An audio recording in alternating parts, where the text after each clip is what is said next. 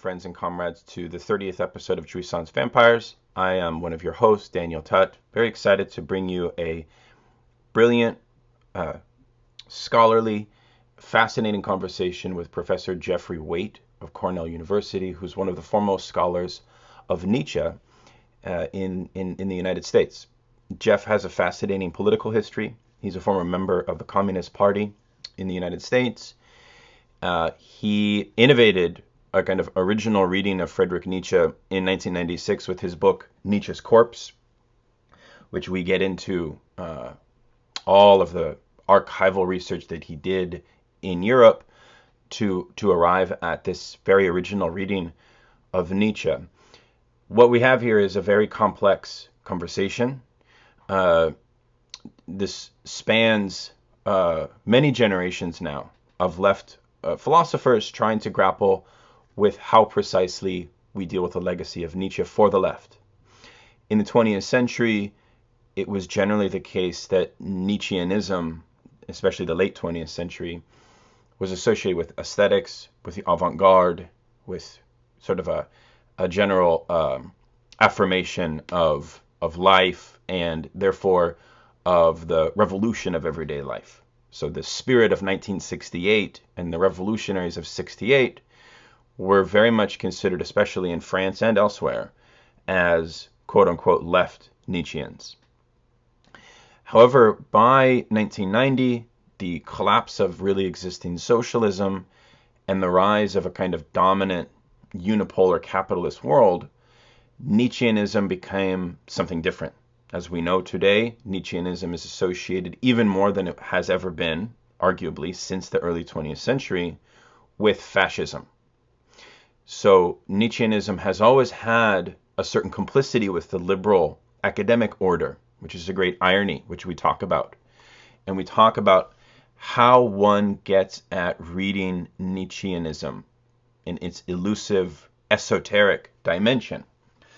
Now, to get at the heart of that esotericism, Geoff has innovated a method of reading that has been influenced by the neoconservative philosopher Leo Strauss. And this has led some people to call Geoff the only Maoist Straussian in America, which is a very ironic combination. And maybe in some ways Geoff does live between those two worlds. As we discuss the recent publication of the translation of the Aristocratic Rebel by Domenico Losurdo, which is something that I've read and reviewed. It's a 1,000-page book on Nietzsche, which I highly recommend everybody pick up. The introduction is by our friend Harrison Fluss. So we discussed the legacy, the achievement in Geoff's eyes of this text, and where he sees it as unfinished, and where he would add certain elements that Losurdo does not consider in Nietzsche. So this is a fascinating conversation. I'm excited to introduce it to you. One correction is when we discuss the new release of Lukács's Destruction of Reason, I was wrong. It's not a new translation. It is the same translation. So that's one correction to note. And the music that you are about to hear is haunting and beautiful from a film that Geoff will recommend at the end of our conversation called The Turin Horse by Béla Tarr. The great Hungarian filmmaker made a film about the eternal return and about Nietzsche's madness, which was actually his last film. So hope you all enjoy the conversation.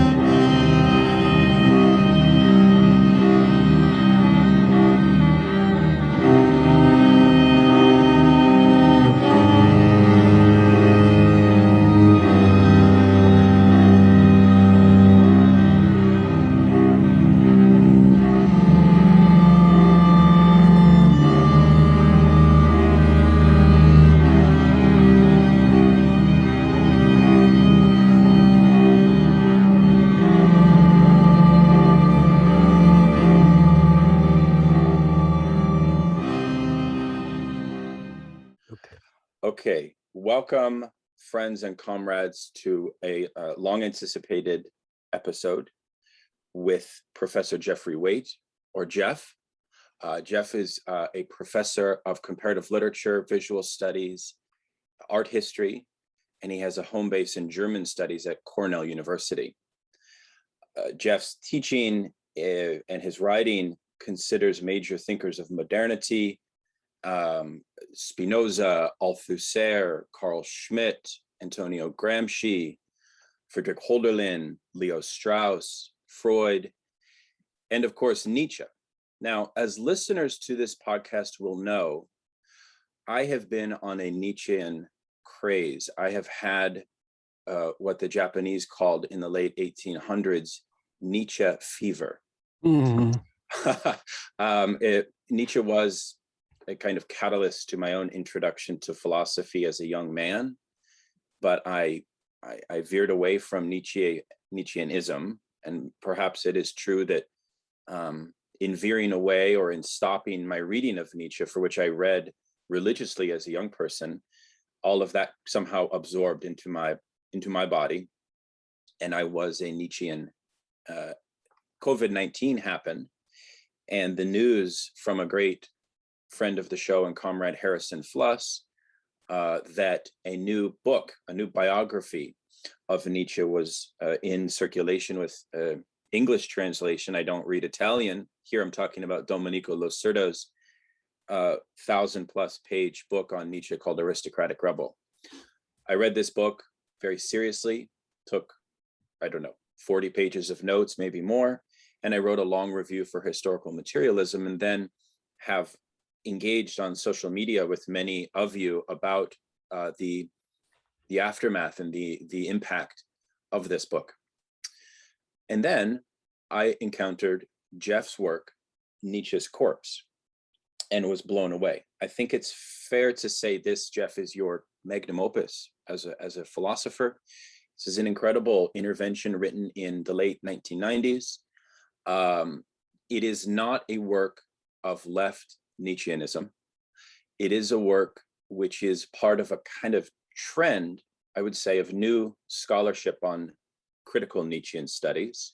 For scholars we can discuss in this vein, I've already mentioned Domenico Losurdo, I think Corey Robin, Malcolm Bull, Frederick Appel, Don Dombowski, Harrison Fluss, and many others.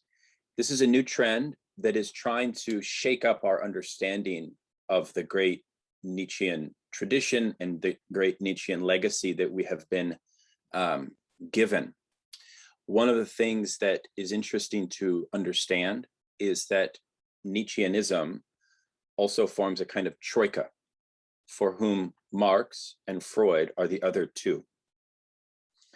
By the conclusion of the really existing socialism in 1990, Geoff's argument in Nietzsche's Corpse is that Nietzsche had won amongst the troika, and the Nietzschean form of philosophy usurps, we could say, Freud and Marx. So we still arguably come to Freud and Marx with Nietzschean glasses, so to speak.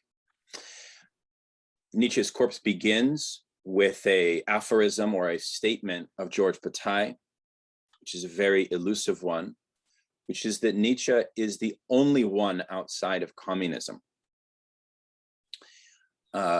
Nietzsche, Geoff continues to argue throughout this incredible book, has performed a great victory on the technoculture of our everyday life.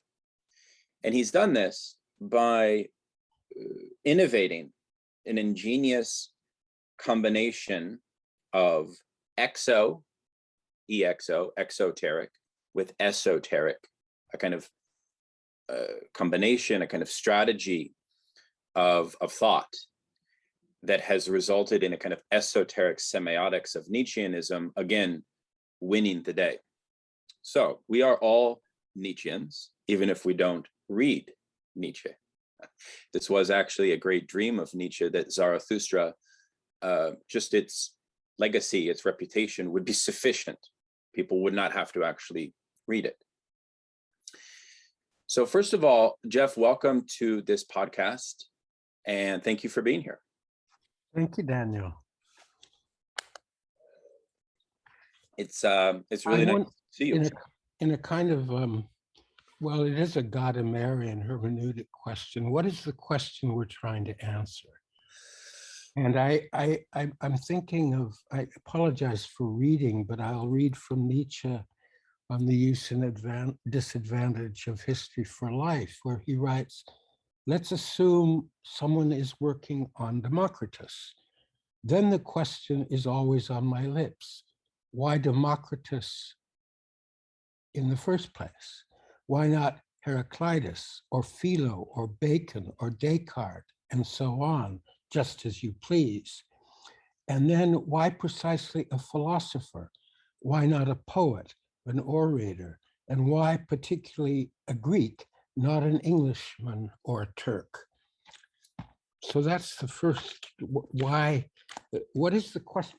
Is there a question, or are there questions we are trying to answer? And why not someone else? Right.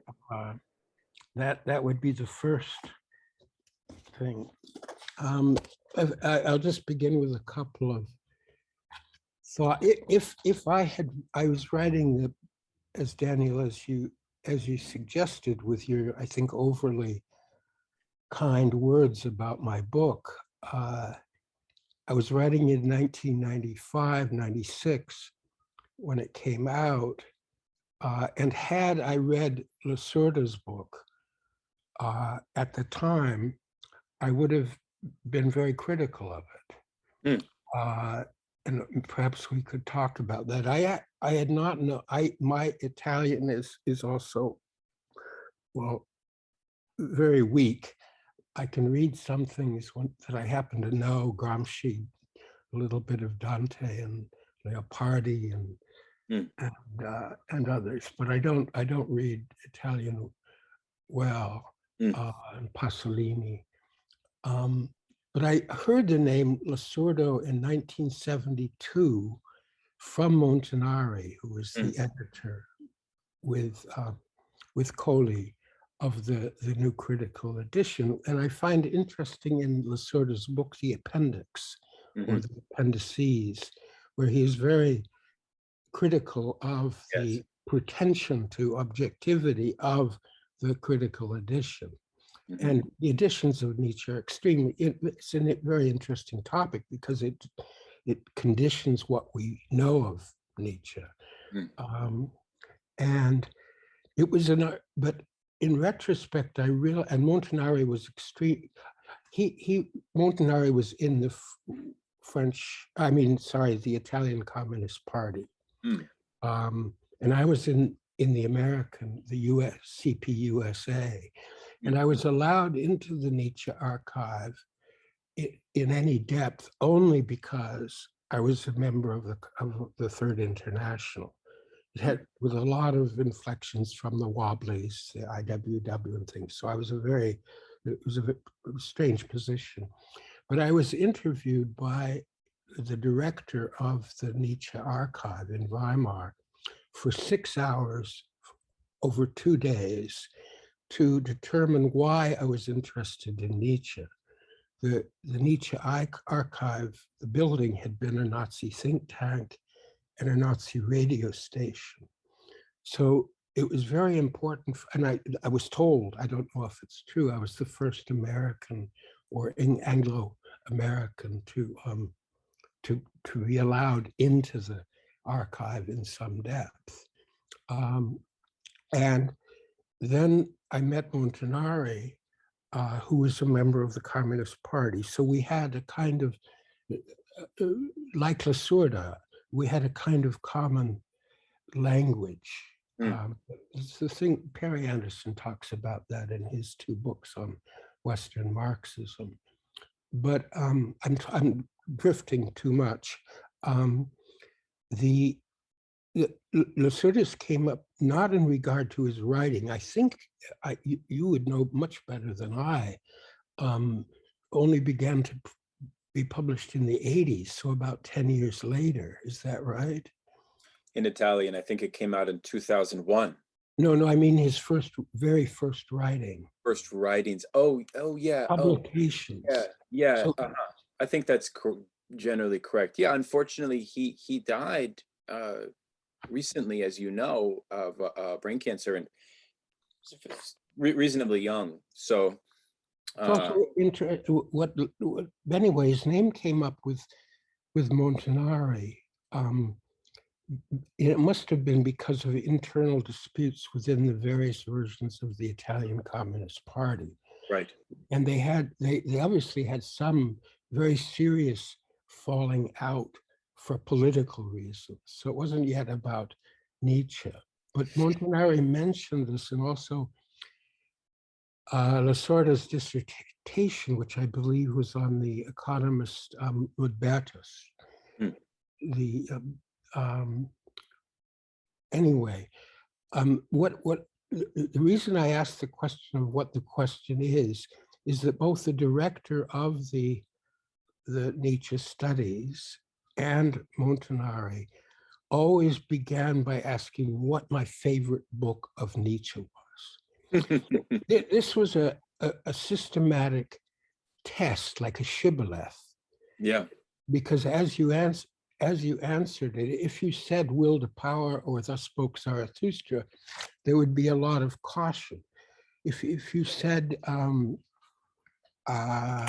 some of Nietzsche's middle period works, like The Wanderer and the Shadow or Human All Too Human, you were allowed deeper into the archive.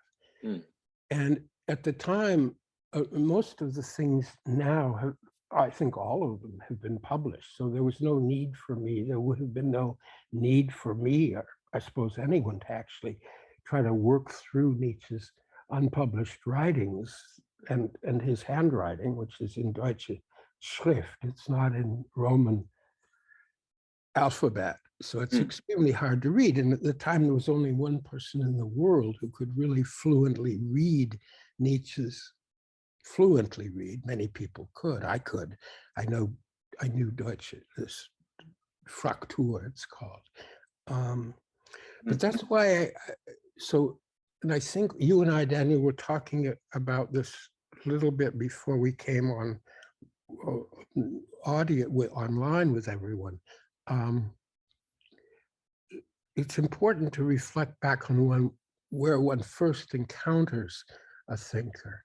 But I would have been, again, it would have ticked me off because I would have had to engage with Losurdo's book, which is 3 times longer than my damn book. Well, let me say one. But I would have been very critical.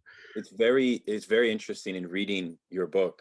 I could give you the page citation, but you say at one point, I think maybe 150 pages in, you say, to paraphrase, you say, well, we do not have a comprehensive left-wing or left-oriented diagnosis of Nietzscheanism that gives us a kind of full rationale of its logic and of its connection to a political agenda, etc. So you say something like that. And I was actually wondering if you think that the Losurdo effort, if we could start by asking you, what do you think it achieves? What is its achievement, and what does it leave us with, perhaps? Well, this is my question. To me, it was a couple of things. One, I learned a lot of new factual details because he does that. I did not learn anything approaching a methodology. You in your review, and other people refer to this wide context as a method. But I think that within that, there are already problems. I think there's an overarching problem with that kind of intellectual history, which does not get deep enough into what one might call close readings of text. I mean, he's obviously capable of doing that, and that was part of the Italian educative system. And you get glimpses of it in the appendix, but it's not consistent through his book. I mean, they're very important intellectual historians who are also very good close readers, who have learned a lot from literary criticism and narratology and so forth. For example, Domenico Losurdo was a colleague of mine once at Cornell, who was able to perform that. And also, Losurdo gets trapped in this notion of the very old question of what the stages of Nietzsche. And he organizes his book around that.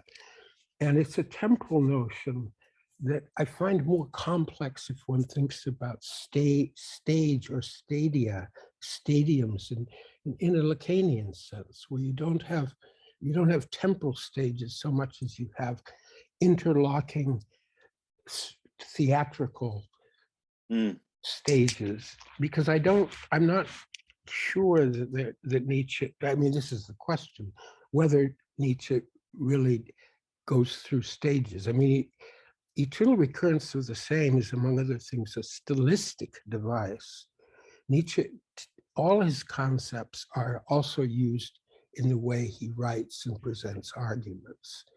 So there's and we obviously one could talk much more about that. But also, when he, within the wide context point of view, there are many texts that I don't understand why he doesn't mention them, that, for example, Marx and Nietzsche shared. For example, Carey, the Philadelphia economist, and Düring, which they both read, and David Friedrich Strauss, The Life of Jesus and his other works. And Carey is a major one, but also that Marx and Nietzsche were both aware of Russian anarchism and terrorism.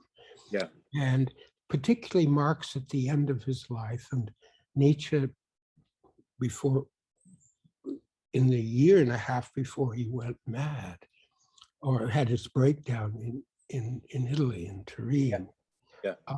So I think there are ways of making the wide context much broader. And what interested me, it's not in I wrote about it more explicitly someplace else, is that towards the end, Nietzsche is particularly, the question is, how did Nietzsche read? Yes. Right. And he devoted many notebook pages to Dostoevsky, fascinated with the problem of anarchism and Russian terrorism. And to Baudelaire, which he's reading Baudelaire's posthumously published writing, which contain many references to political economy. So what Nietzsche finds, and you can see the way he marks up his text. People have written about this, what he underlines and where he puts exclamation points and so forth. So that he sees Baudelaire as a decadent in his terminology, which also is the musical term decadence or decadence. He's reading Baudelaire through the eyes of the harmonizers, Bastiat and particularly Carey. Nietzsche went back to this book by Carey, Principles of Political Economy, 4 or 5 times since he was in his early 20s to the very end. It was very interesting in the Nietzsche archive how many texts Nietzsche had on, speaking again of the broad context, of books on physics and mathematics and chemistry and the physical sciences. And Losurdo, with his very strict and I think in many ways admirable rationality, doesn't open up Nietzsche's understanding of the hard sciences. I'm sorry, Daniel, I'm going on. No, I think, look, well, let's try to clarify. Also, could I say one more thing? Please. The other objection I have is that it's a vertical, in stylistics, it's a vertical reading of Nietzsche. That is, he's reading the sentences on a horizontal, on a horizontal line. Yes. Not vertically. And I think extremely interesting is an idea developed in translating the poetry of Paul Celan and what Althusser calls sondage, and mixing two obvious things, Celan and Althusser. But you read like Nietzsche reads like a sondage is a, what do you call it in geography? Core sample. Mm. You don't read horizontally, you bore into the text, you lift out passages, and you analyze them in the way a geologist would analyze a core sample. Mm-hmm. And this has to do with etymology. So Yeah. for Paul Celan and for Nietzsche, very explicitly in the Genealogy of Morals, Nietzsche talks a lot about etymology, and he was trained, of course, as a classical philologist to work with etymologies. Right. And he applies etymologies to philosophical problems. And So I think intellectual history has to do that. Yes. So I understand. This is helpful. I have one comment on Losurdo, and then I want to talk a little bit more about an alternative method to read in Nietzsche in more detail, which you find a lot of support in certain strategies of reading, even from Leo Strauss. And here we can talk about the esoteric dimension. But what Losurdo, just for the benefit of listeners, I would summarize what he's trying to kind of suggest is that we can get a foothold on Nietzsche's core, the core of Nietzsche's project, if we emphasize and we put an accent point on the historical genealogical priority that Nietzsche has. And this allows Losurdo to actually flip the script on typical readings of left Nietzscheanism and say, actually, Nietzsche has a profound value, but not in the way that someone like Michel Foucault would say as a genealogist. Right. But in it, there's a different Marxiological form of genealogy that Nietzsche gives us. And Losurdo, in a very interesting way, shows that it was Nietzsche's genius to recognize politics in places where politics have never been smelled before. And I use the word smell very intentionally. And that there's something actually, so what we're not presented here with a argument for the cancellation of Nietzsche, which is a very kind of, I don't know, contemporary move to sort of function on a sensorial basis. But we're trying to reappropriate Nietzsche for Marxism, maybe. And I wonder if you think that there's value in that. And if so, how one might do that, because you begin your text, again, with the Bataille suggestion that Nietzsche remains this figure, which is a kind of limit point or preventative point for true emergence of egalitarian philosophy, of egalitarian social relations. And that there's something that Nietzscheanism does to us that keeps us tethered to forms of domination, to forms of caste, to forms of class and status quo capitalist oppression, right? So to be more precise, I see your point about the wide context method. It's maybe not up to par in this way. However, what do you think about his other suggestion that genealogy has something to give us from a kind of Marxist orientation? Oh, I think, well, that's to go back to the beginning, that's one of the questions I think we're trying to articulate, maybe not answer, but try to get the right way of thinking of addressing it. But no, I appreciate all your marks. The Strauss is for me, I think one of the best, but the genealogy is also, however, the genealogy is also vertical. It's also a core sample into etymology. So it's not only a broad historical genealogy, but it's also a genealogy of signifiers. And I know Losurdo is annoyed by that aspect of deconstruction, of this playfulness. He accuses Colli of this, for example, which I think is something of a stretch. But I think reading Strauss, this has got me in a hell of a lot of trouble from various sides. But I was invited once, sorry to dwell on, I don't think my case is particularly interesting, but the American Political Science Association a few years ago invited me to give a talk on a lecture on Nietzsche. And the person who introduced me as the only Straussian Maoist. Now, this it may or may not be true, but it was a polemic way of discrediting me to Straussians, right? And also discredit me to Maoists for being Straussian. So right. I'm aware of this rhetorical technique, but I think you're right. The other thing I object to is the structure, which I'm not accusing any of people we're talking about now, I guess, but it's a structure where you say Nietzsche was a genius,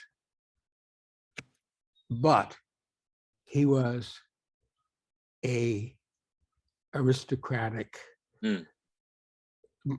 monster, eugenics, right, Züchtung, all this stuff, right? And I that structure, I want to know where that person thinks the genius really is. And Nietzsche, to pick up on your remark, Daniel, Nietzsche said, "My genius is in my nostrils." Nietzsche had this extraordinary attunement, aesthetic in the sense of the senses, to sight, smell, thing. And I think this has to be addressed in terms of an intellectual biography, often, but very carefully, in terms not only of the problem of esotericism, which is one scandal, because we can never be sure really what he's saying, what level he's saying it, but also of mental illness or madness. And one of Nietzsche's ways of reading, as Carl Gustav Jung, who wrote this huge, 3-4 volume lectures on Zarathustra, called Cryptomania.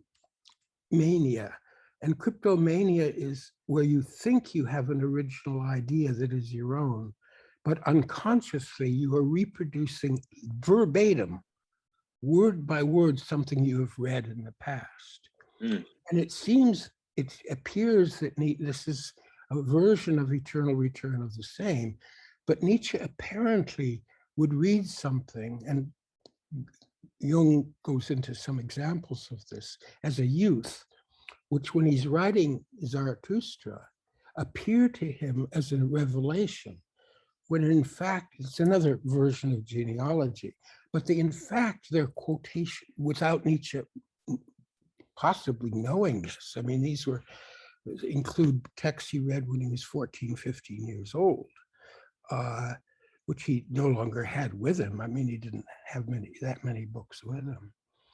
So I think one needs a more psychoanalytic approach than for an intellectual biography, which I think you would agree with, Daniel, right?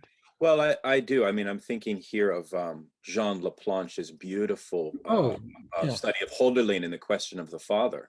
Right. That's one example. But I think that it's funny, I spoke to Alain Badiou about that book because Badiou is a huge admirer of Hölderlin, and he absolutely hated it because, and of course, Badiou's a Lacanian, but he hated it because he felt that it cheapened, that it gave too much of a psychobiographical rationale. It gave too much of a logic of Hölderlin, his creative. And so there's maybe upsides and downsides to that, I would say. I think maybe we need both. I think maybe we also need and I wonder if you agree, Geoff, something definitive on Nietzsche, like because Nietzscheanism, anism, creates by its very design a kind of disorientation in a way, right? Mm-hmm.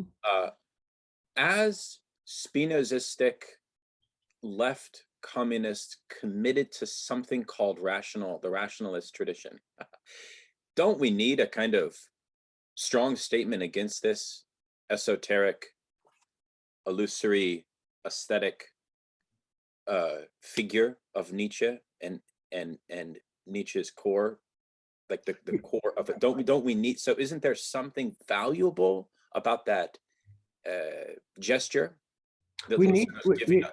we need both that, which is to say, a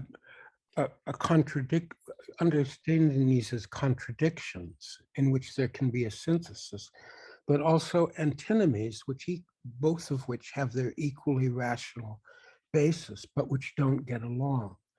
So what Kant would call real opposition, and keep both alive. I mean, I think Nietzsche is not he says he's not a relativist. He says that very clearly. I mean, let me go back to Hölderlin briefly, because that is part of the contretemps between the guys you just mentioned. And of course, Hölderlin is key for Heidegger, who considers Hölderlin the only, with possible some exception for Nietzsche, but in some of his writing, as the only two thinkers who stand outside of what he calls metaphysics. Mm. And metaphysics for Heidegger, stylistically and conceptually, is the meta is understood as talking about something, to talk as opposed to performing it or being in it.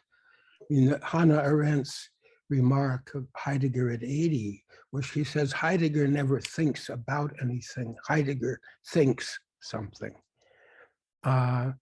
And a version of this is Bataille, who in his On Nietzsche or Sur Nietzsche, toys with the idea with a kind of madness, but takes it also seriously, of being Nietzsche. And a version of that is the idea of being Nietzsche's lover. So you have this figure of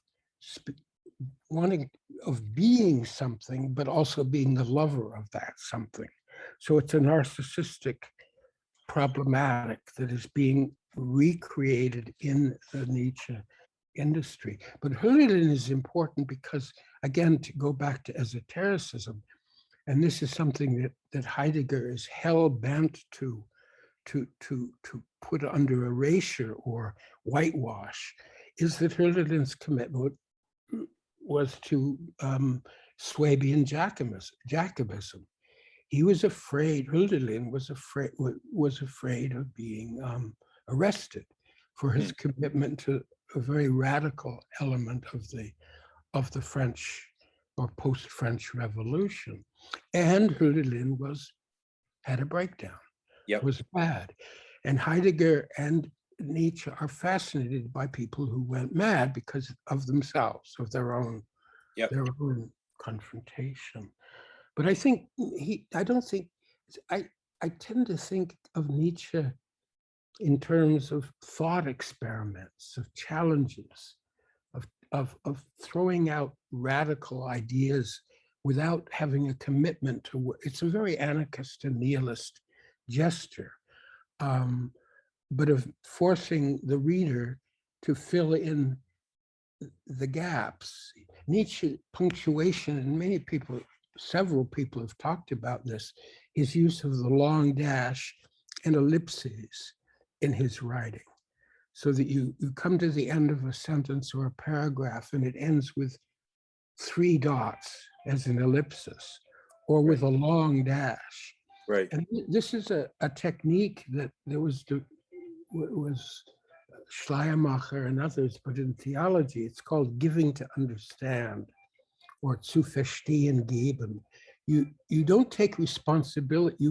The reader has to construct what is in that dash, and the writer need take no responsibility for what is filled in. Mhm. And I think that's a constitutive punctuation mark and style marker of the way Nietzsche thinks and writes. Who allows the Right. reader, you can fill in a fascist, you can fill in an anti-fascist, a Semitic and anti-Semitic in Right. that. What do you think? Because I read Losurdo, and I think a productive way to read Losurdo here briefly is he's kind of continuing George Lukács's chapter on Nietzsche from Destruction of Reason. He's just going on further, right? And I wanted to invite you to say what you think about Lukács. By the way, there's a new translation of Destruction of Reason that Verso is putting out this year. I don't know if you knew that. I don't, but it's very important because the existing translation is very bad. Yeah. Yeah. So I think this one will be better. Well, I recently read this incredible book. This is a book which is often very criticized.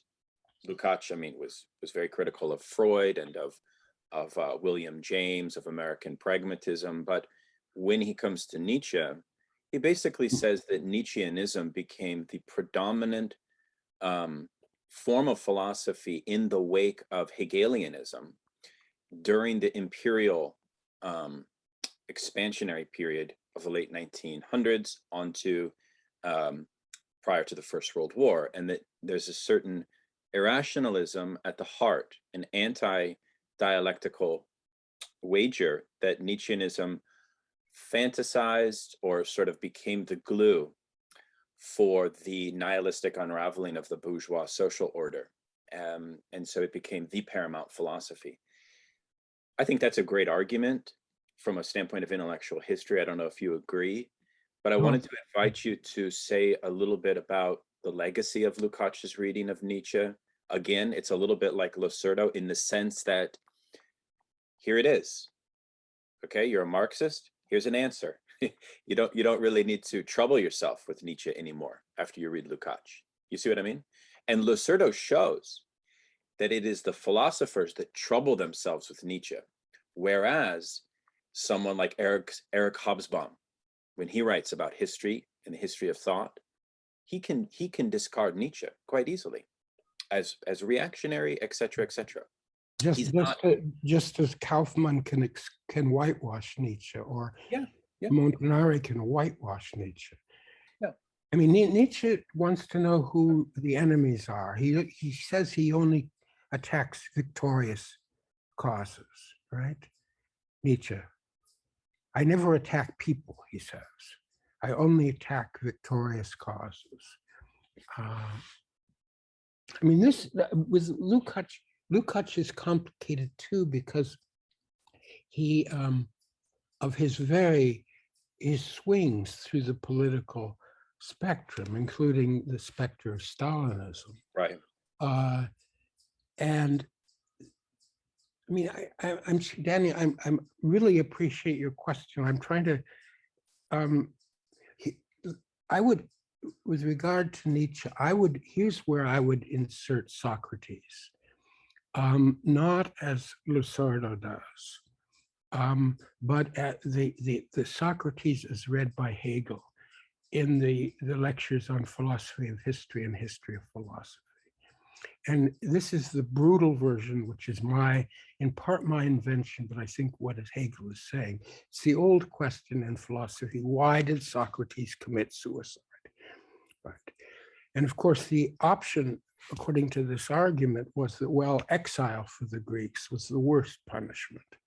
Suicide was better than being exiled. And Hegel's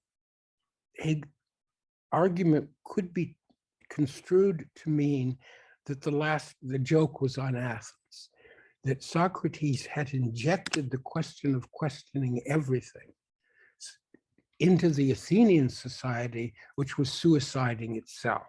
Right. Right. So a young person would come to Socrates and Socrates say, so what are you interested in doing? And he kid would say, a military leader. Good. Let's analyze what the I want to be a doctor, physician. Okay. And then this would be dismantled, not only deconstructed, it would be deconstructed, it would be pulled apart, but it would also be destroyed.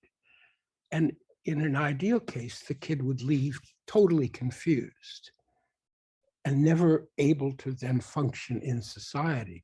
And this is one reading of Socrates that I think Nietzsche doesn't, Nietzsche doesn't talk about that, but I think that would have been what I think the Nietzschean reading of Socrates would have been.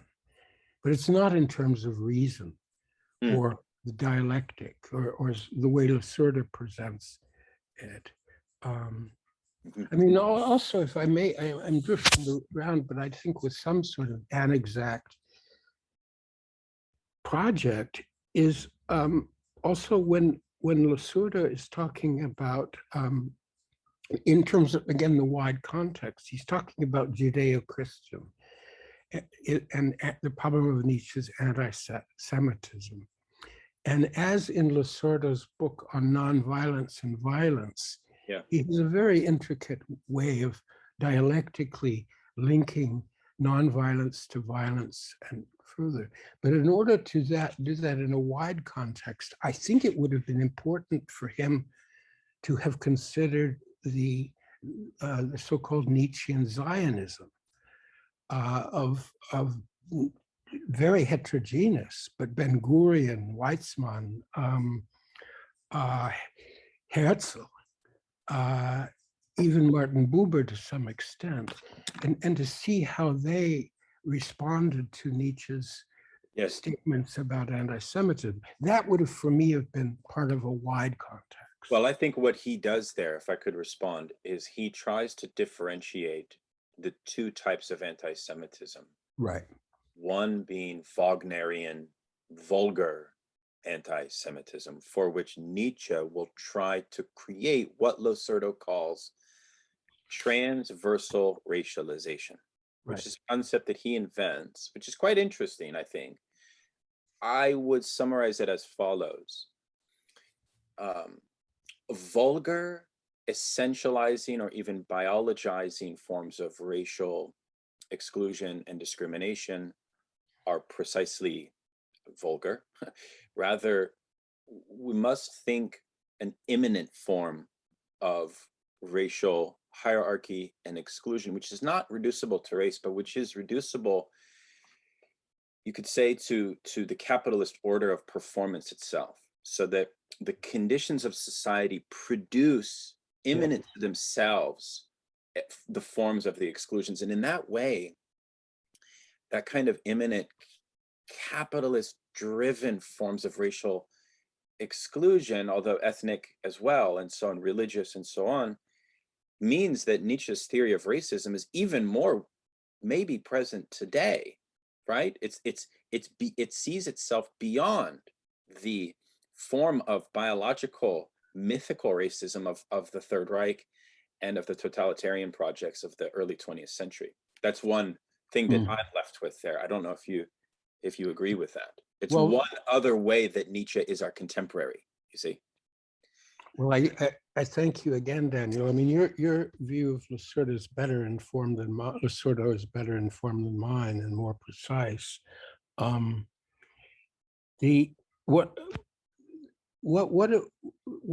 issue here is the Paris I don't know enough about Losurdo's confrontations within the various Italian CPs.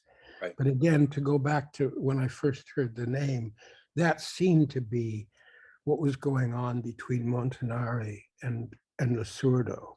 Yes. In there, it was very much a political,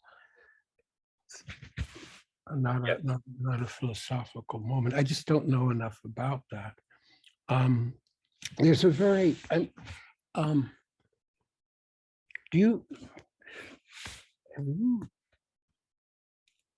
do you know François Laruelle's work, Yes. Heidegger et Nietzsche? I don't think it's been translated. But Laruelle claims that Nietzsche made himself fascist in order to fight fascism. Yeah, what do you think about that? Well, I think the structure is fascinating. You make yourself something in order to attack it. Yeah. I mean, what does Bataille mean when he says, I am Nietzsche, right? Is it in order to, his notion that only outside of Nietzsche is communism extremely complicated, I think as you introduced it. It's very sly and cunning and complicated, and he contests it sometimes. Yes. But what does it mean to really get into Nietzsche, and can you get out? Right. And once many people have thought of this. If you get too deep into Nietzsche, you're never going to come out. It's so complicated and there's so many contradictions. Nietzsche has anticipated objections to his system. So if you think you're objecting, you're going to find yourself wrapped in. It's a labyrinth. It's an abyss. Right. When you look too long into the abyss, it looks back at you. This structure, and I think Losurdo, among others, it has an intuition, at least, of that, and it is desperately trying to save a kind of rationality. Yeah. Is that right? I think that's right. I think the other thing that I gain here is the way that Nietzscheanism, in its own time and soon after his death, again, this kind of relates to our Lukács point, was a philosophy of the liberal order. And I think that's important because there's been a tendency for Nietzsche after the war, post late 20th century, to be associated with the avant-garde, to be associated with art and aesthetics and so on. When we then neglect the fact that Nietzscheanism is very much an academic philosophy as well, that's a paradox, the fact that it is, because Nietzsche hated academic philosophy. And you write about that in Nietzsche's Corpse. But that remains very important in my opinion, which is that Nietzscheanism shows the intricate relation between liberalism and fascism, right? Oh, absolutely. I wonder if I could invite you to talk a little bit more about that and the interesting fact that Nietzscheanism seems to flourish when you have conditions of what Mark Fisher called capitalist realism. When the spontaneous ideology of the people is that there's no alternative to capitalism.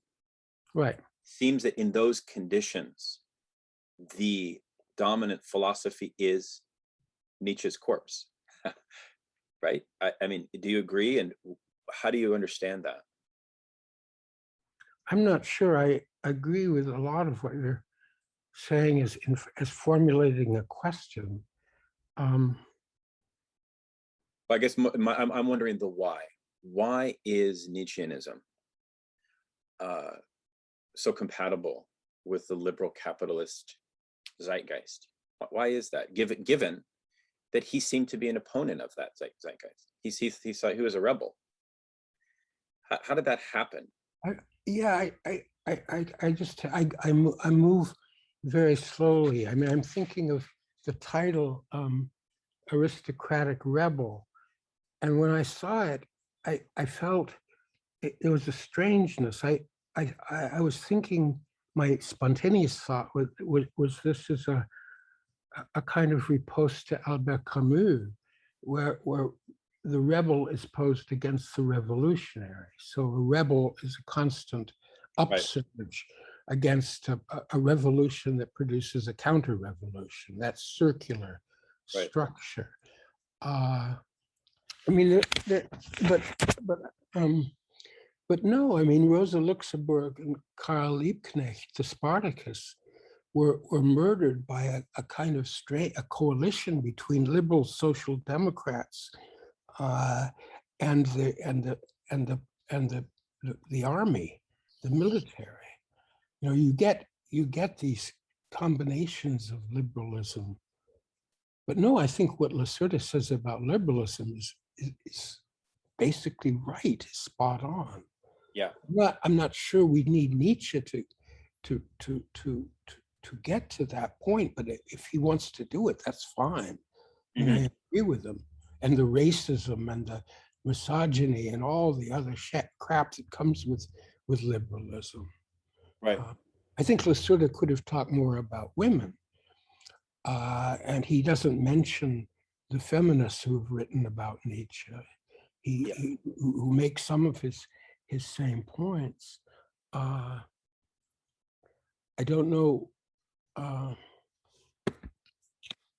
mean, interesting about Laruelle's statement and his version of non or anti-philosophy is that it depends that there's a decision that is made in philosophy prior to philosophy. It's a kind of decisionism. And that decision can be better, this is my Laruelle, not necessarily his, can be better understood, or at least should be understood, to include non-philosophical texts like popular culture, like cinema, like fiction. I mean, Losurdo is not attuned to the kind of poetry Nietzsche read, the kind of fiction Nietzsche read, or that Marx, Marx read read Balzac, Right. that Lenin praised Tolstoy. They took ostensibly conservative thinkers, Yes, with the idea that you learn more from your enemy than from your friend. right.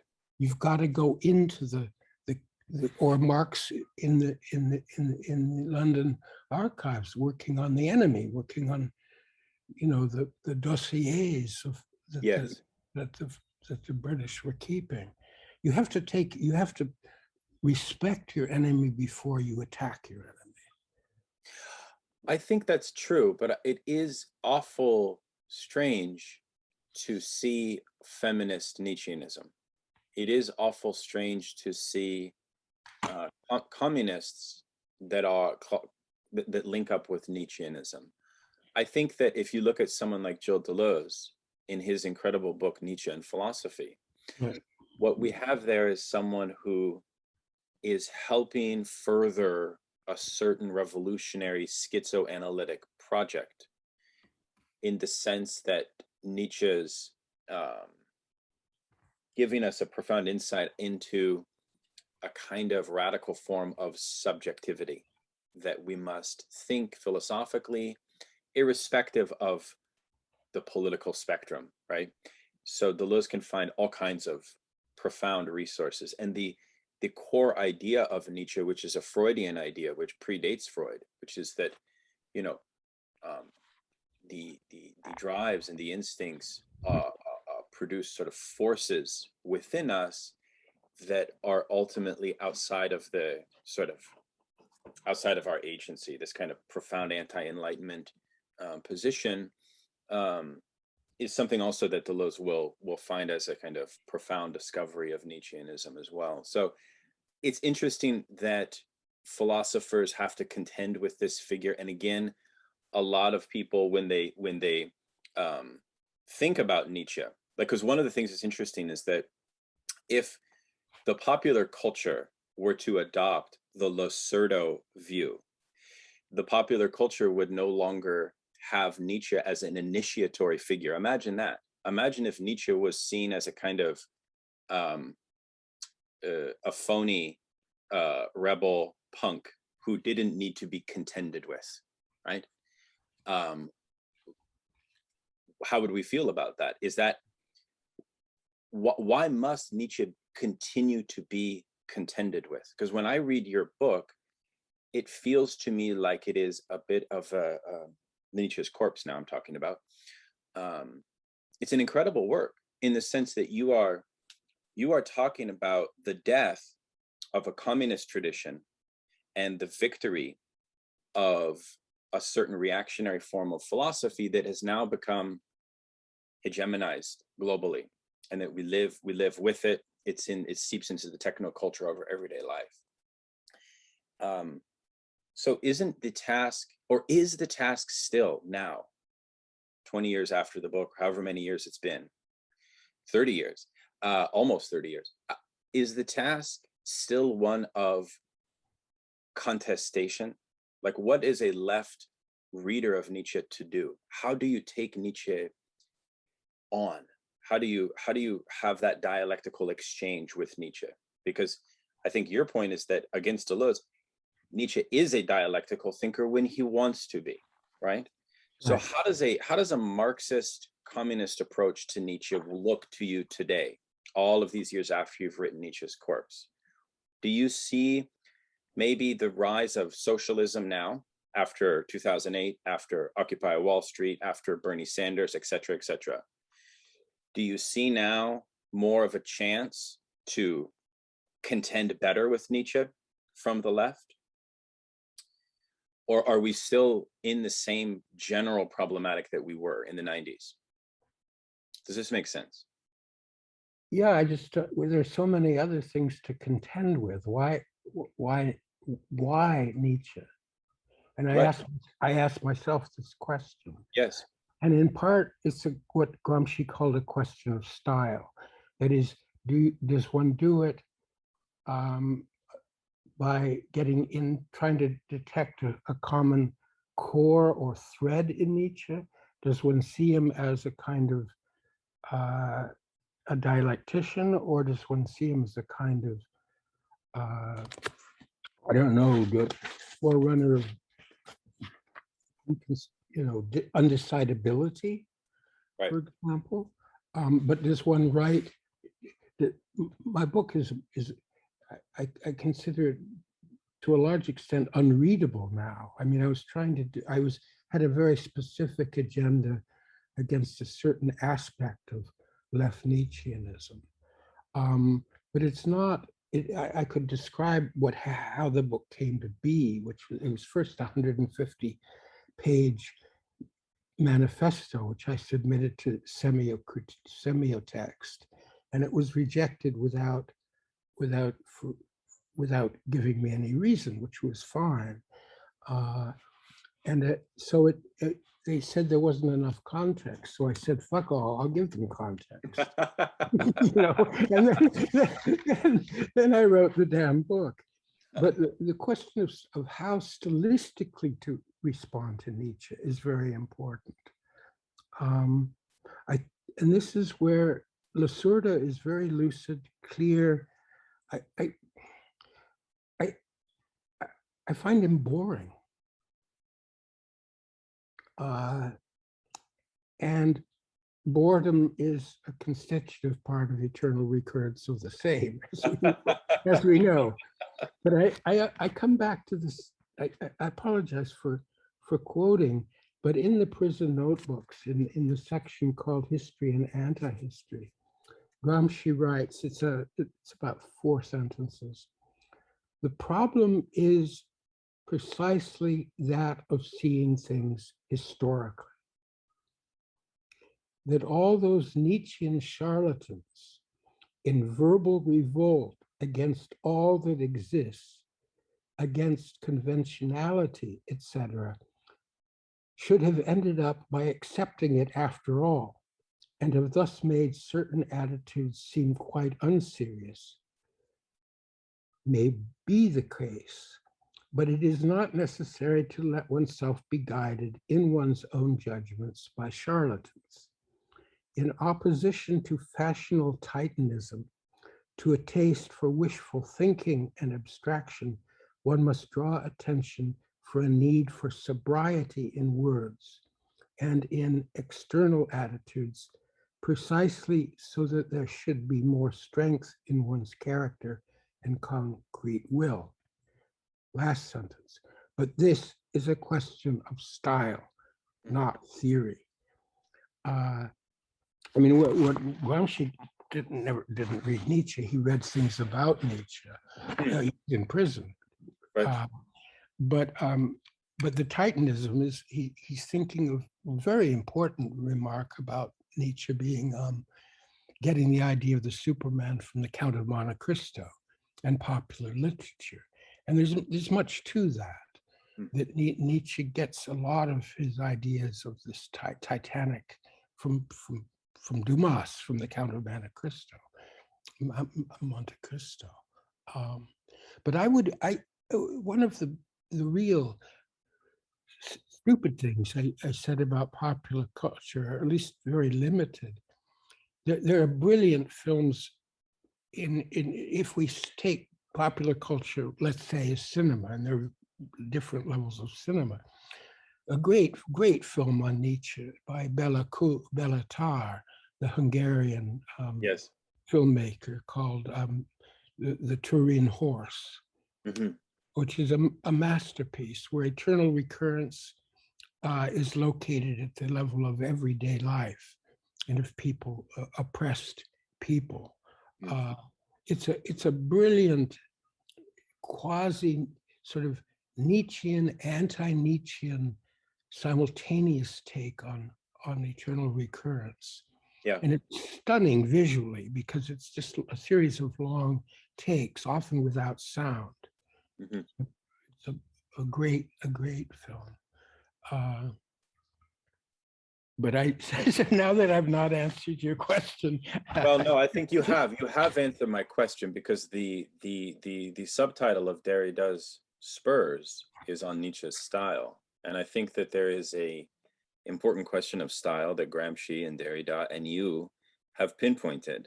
And I do think that Losurdo has a kind of element of a boringness, because again, he's basically wishing to say to philosophers, why don't you be a little bit more like these intellectual historians that can quite easily discard this figure, right? Yeah. And I don't think it's so easy to do that as a philosopher.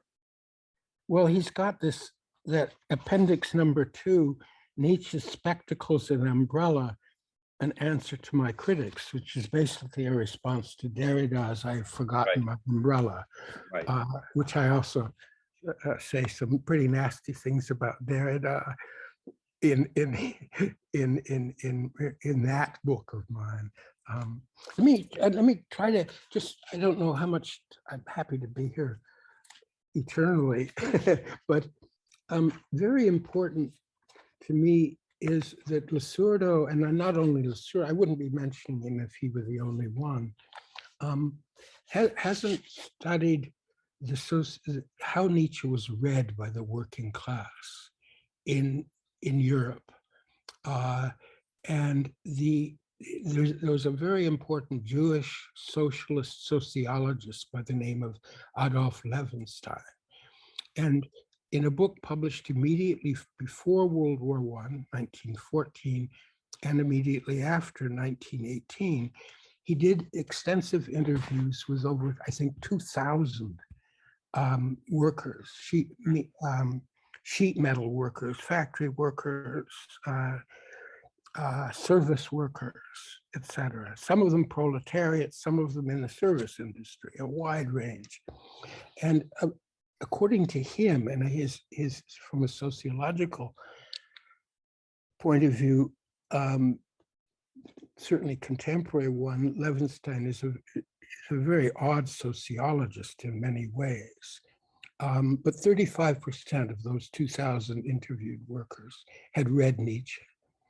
And they had not read about Nietzsche. They claim or state that they read Nietzsche directly. And the responses of these workers, I find really quite extraordinary. He asked, what did Nietzsche give you? Answers came from miners, house painters, weavers, locksmiths, sheet metal workers, bankers' apprentices, day laborers, among others. So he publishes in German a book translated into English as Friedrich Nietzsche in the Judgment of the Working Class. And I'll just read 2 responses from Levenstein. The first, Nietzsche has, this is quoting the worker, Nietzsche has only contempt and disgust for the herd, in Herdenmenschen, which Losurdo talks about this, and the mistranslation of it into Italian. Nietzsche has only contempt and disgust for the herd, in Herdenmenschen, but he forgets something. the herd can exist without the Superman, but the Superman can't exist without the herd. And just one final one. The analogy here is that early feminists, including in Nietzsche's lifetime, who read Nietzsche's nasty things about women. You go to Woman Takes a Whip, which is actually Boccaccio, and Zarathustra is not saying it in his own voice, right? He's quoting the old woman. Said, look, what Nietzsche's saying about women makes sense to us because he's talking about bourgeois women. Everything Nietzsche says about women is correct. The feminists were saying about middle class women. Right. And here the argument is analogous, is everything Nietzsche says about the working class is correct from the bourgeois point of view. But the task is to make the overman the proletariat. It's very similar. I think it's structurally the same as when Gramsci takes the modern prince as the collective individual. So the Communist Party of Italy, as Gramsci is struggling to create it from prison or continue it from prison, Machiavelli's prince becomes the modern prince, which is a collective individual. It's the same argument here. Socialism has for these workers around 1914, Pace Nietzsche and Pace Leo Strauss, nothing whatsoever to do with what they themselves, these workers, call contemptuously Gleichmacherei, making everything equal, of this kind of fear of democracy. Right, sort of strict egalitarianism. Right. Socialism is, however, as one worker freely acknowledges, no less a form of egoism, namely the egoism of proletarian class consciousness. According to the proletarian reading formation, the Superman can have meaning that is productively activated only on two precise conditions. First, the Superman can be activated on the condition that for the term Übermensch in Nietzsche, we can substitute proletariat. Second, the Superman can be activated on condition that we defer even reading Nietzsche until such time as the proletariat has attained political power.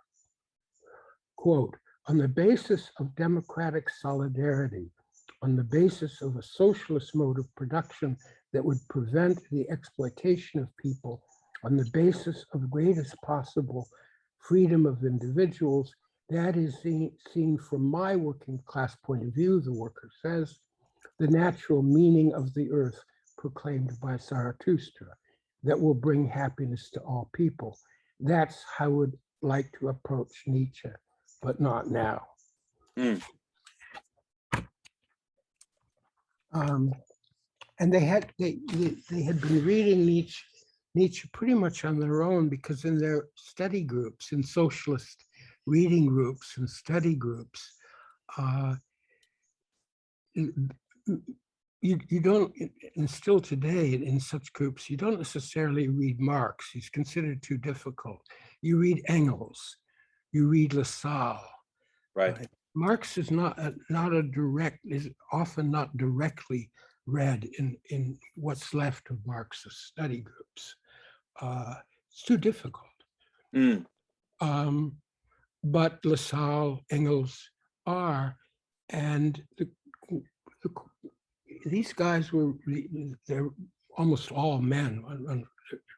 Levenstein has only a couple of women are speak, which is a huge problem.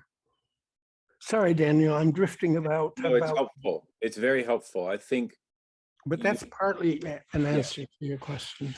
Yeah. No, I think what you're leaving us with, Geoff, is the sense that the style of Nietzsche is something to be contended with, and that the Losurdo orientation, if you like, while it has many merits from a biographical and historical point of view, also has all of these various limitations, and it's important that we remain attentive to those limitations. It's been very hard for me to champion Losurdo's book as a reader of it, because the response I get from people is that, oh, well, he's saying we must cancel Nietzsche, and I say, no, he's not saying that. But still, you know, that's kind of our culture right now. We're kind of in this sort of, we're in a very tense moment, you know. Just to interrupt briefly, I'm so glad you said that, because I was not attacking Nietzsche in my book. Right. Well, let me ask you this. If you're putting on your organizing cap, not your philological, studious scholar of texts, speaking of Nietzsche for the working class today, what is your reading? You said just a second ago that your book, published in 1996, is unreadable today. Can you say more about why that is the case? It's unreadable to me now. Yeah. I think it's just too. There's an element of. I was criticized rightly that it wasn't that I was. People wanted to know whether I was a left Nietzschean or not. Okay. That, for example. What did you say? I didn't bother to answer. Give it to understand. Zu verstehen geben. No, I don't know. I think one has to approach with simultaneously with great seriousness and great sense of humor simultaneously. Mm-hmm. Cosima Wagner said, "No one has ever written so much in praise of humor and laughter, and having so little humor than Nietzsche." Right? Now, of course, Cosima Wagner was a rabid anti-Semite, so in practice and in her writing. That's right. Yeah. Well, this has been great. I wanted to pivot to out of the Nietzschean sphere and ask you what's exciting to you in the world of philosophy and contemporary critical thought today. What have you been reading, and what have you been interested in? I know you're teaching a class on Freudo-Marxism right now as well. Yeah, and a film, a course called Political Theory in Cinema, which deals more with how theory is not reproduced but articulated in the audiovisual medium, and in some ways more interested in art history, in history of painting. But that's another topic. But I don't know. The COVID has really thrown. I've had it, and I've had the symptoms for a year and a half since March, and since March of 2020. So I haven't. Last week was the first week I went to campus. I've been teaching on Zoom. Boy, I'm sorry to hear that. That's tough. Jeez. Yeah. Well, what doesn't kill us makes us stronger. That's right. That's right. That's the first Nietzsche quote you get when you Google Nietzsche, right? That's right. And it's the first thing a lot of athletes say. Yeah. But they don't know it's from Nietzsche. Right. And this is your remark that Nietzsche imagined that his ideas would be by what he called action at a distance, that it would be somehow transmitted without having to read Nietzsche. Without having to read it. That's right. That's right. And I was in Lisbon, Portugal a long time ago for a couple of days, and I went to two bars, sort of bistros. One was clearly fascist. They had all the Portuguese fascist regalia, and over the cash register, they had in Portuguese, "What doesn't kill us make us stronger." And a few days later, I went to an obviously Portuguese communist bar, and it was exactly the same, exactly the same quotation. Yeah. Right. Right. I'm not sure about COVID. I'm not sure it makes us stronger. You know, I mean, it frustrates me about the intellectual biography that doesn't deal with Nietzsche's physical and mental issues. Right. It doesn't have to be done in a stupid, reductive way. Mm-hmm. But Nietzsche talks a lot about illness and madness and his many. I've talked with analytic philosophers over the years who say things like whether or not Nietzsche was actually mad or not doesn't matter. His writings are mad. Right. And so what's the loop there? Yeah. I think Losurdo and many intellectual historians could see a more complicated link between the form and style of an argument and the imagined content. More attention to the signifier than the signified. Right. And it can be done in a very bad way, and Losurdo is right to criticize Coley in the appendix for this kind of playful celebration of play, of playfulness. Well, you write about how Nietzsche has a prophetic, proleptic structure of argumentation, and I love how you actually say this is similar to Lacan. And it's very interesting that Althusser invited Lacan into his classroom, which was composed mostly of Marxist students. And I think that there's something of Lacan, which is also of the esoteric, of the same proleptic insight. And I really like that point you make in your book. So in that sense, I don't think that Lacan is a Nietzschean. He wrote very little about Nietzsche, actually, or said very little about him, right? But there is still something remark there. About God is in the unconscious is more radical than God is dead. Yes. You're right. It's the famous remark by Lacan. That's right. But there is still an element of the esoteric in Lacan, which is important for Marxism. I see your proposal to the Marxist field, more generally to intellectual Marxists, that you must take esotericism more seriously. Well, and that's why Losurdo doesn't. Losurdo does not take the esoteric dimension of Nietzsche seriously, right? So, okay. No, but from Strauss, the brutal formulation is the idea that is sometimes almost said, but Strauss himself is an esoteric writer, so it's and was very influenced, Leo Strauss, by Nietzsche. His dissertation on Spinoza is in a way, very Nietzschean. But the brutal remark is, here's the thought. Can one be and of course, great is in scare quotes, can one be a great writer, philosopher, or poet if what one really has to say would be punished by death, capital, as Strauss says, capital punishment for the author? That is, if we really want to say important things, what we say has to be under the threat of capital punishment.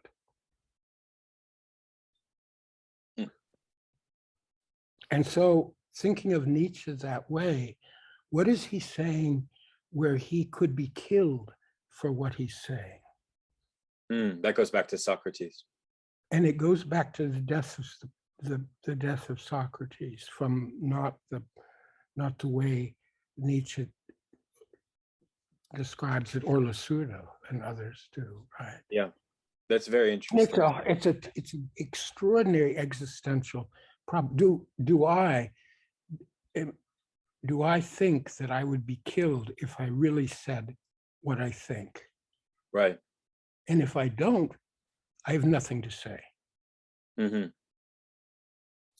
This is fascinating. I've been so fascinated even with, speaking of Socrates, of your colleague Kojun Karatani's new book, well, recently translated on isonomia and Socrates. Fascinating. Right. I know that you spent time with Karatani and that you reviewed the Trans Critique book. My collective has just finished a massive study of his book called Structure of World History. Yeah.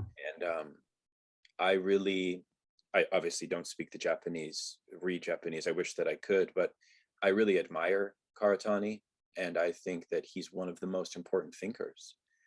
But he is so heterodox.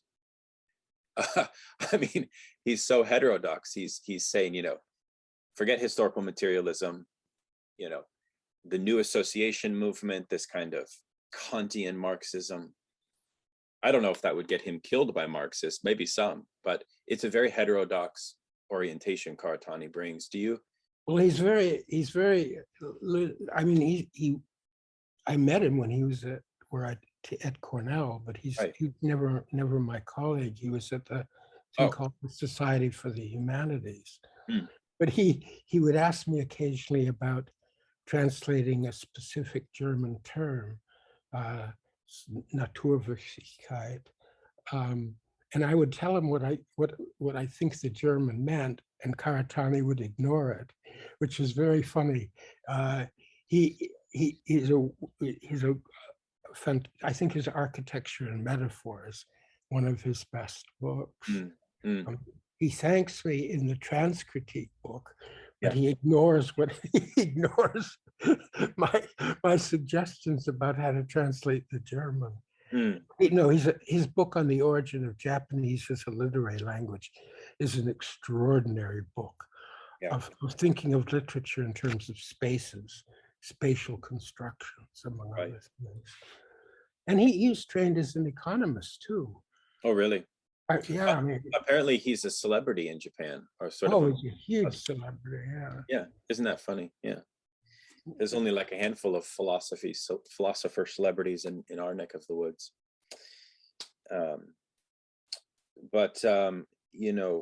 So do you have as we wind this conversation down, do you have any recommendations of books that our listeners might benefit from, or any ideas of things that have piqued your interest over the last few years? Anything stand out that you might, or even any new projects that you might wish to mention? Please feel free. Well, I mean, again, this is oblique, but I really recommend seeing Bellatar's the Turin Horse. I think a lot of cinema, in terms of cinematography, that's the kind of thing. I recommend reading Emil Cioran, the Romanian writer, who in some ways is the most Nietzschean of, I think, in one, the very dark side of Nietzsche is the most brilliant. So there's a video on YouTube called "The Apocalypse According to Cioran," which is worth. I recommend reading. What's the spelling of the last name? CIA. I'm dyslexic. I have to write these things. Emil.